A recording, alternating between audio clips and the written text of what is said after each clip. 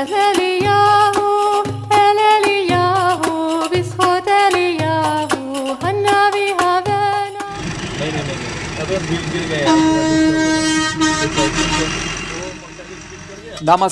and welcome to India, a nation of over 1 billion people. People who, like the river Ganges, are always on the move.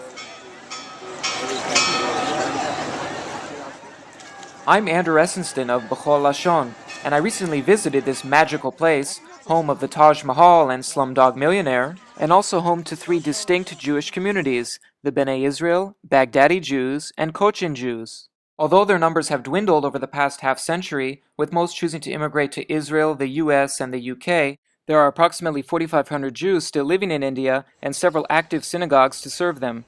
The first stop on my visit was Judah Haim Hall, the only synagogue in Delhi. Ezekiel Isaac Malakar is the caretaker of Judah Haim, as well as the acting rabbi and cantor.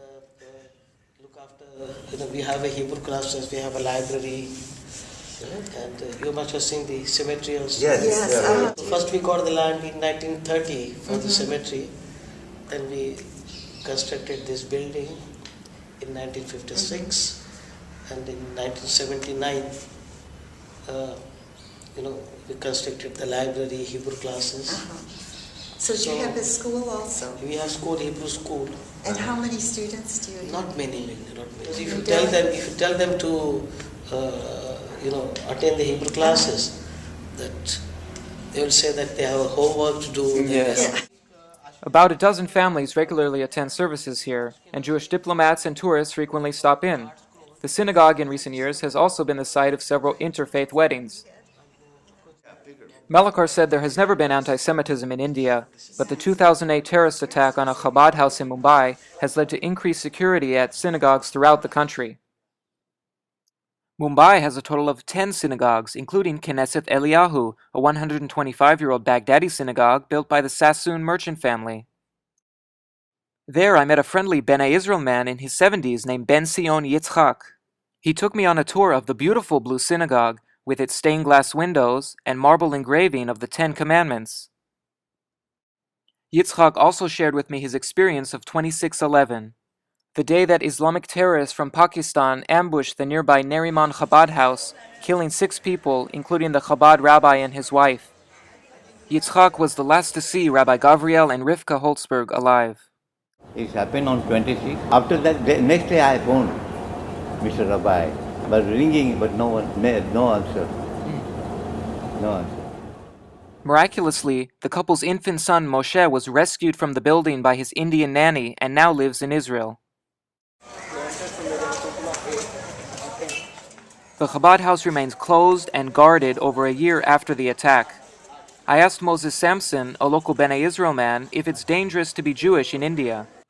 No, we never had. India is a very free country. We are here for about 2,000 years, and we never had any discrimination or anti-Semitism, nothing as such. Even Muslims were quite receptive to us. Samson has volunteered to help rebuild the Chabad house and said work is to begin later this year. The final stop on my Jewish tour of India was Cochin, with its historic Jew town.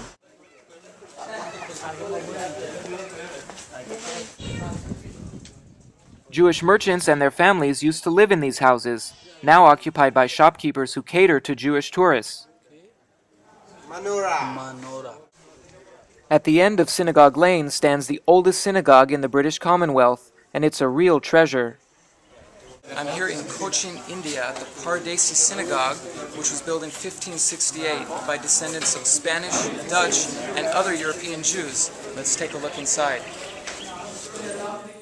I was immediately impressed by the synagogue's gleaming brass pulpit and hand-painted blue and white floor tiles from China.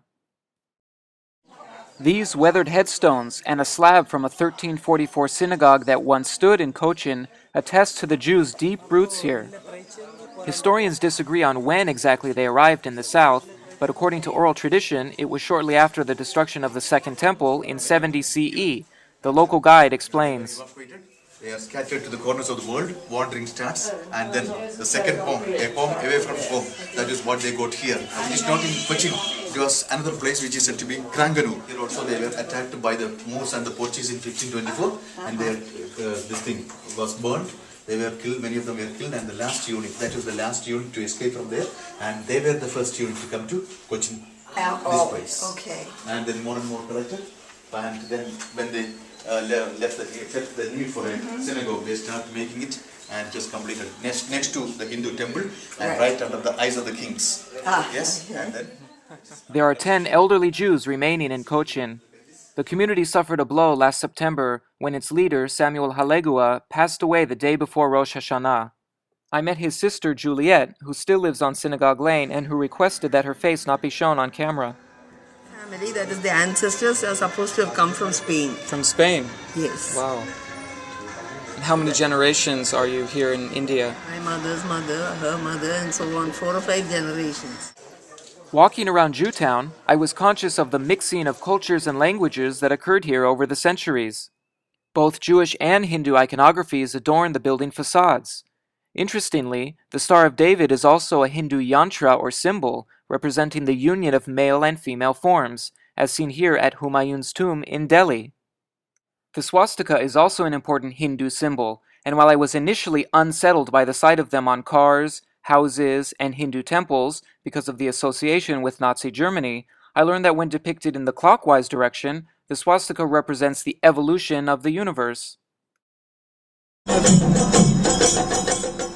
I thoroughly enjoyed my time in this kinetic, spiritual place and was reminded that Jews are truly a global people.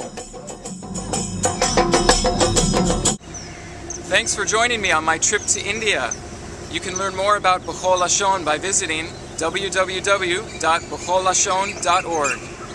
From the backwaters of Kerala State outside of Cochin, I'm Andrew Esensten. Join us next month for another podcast episode.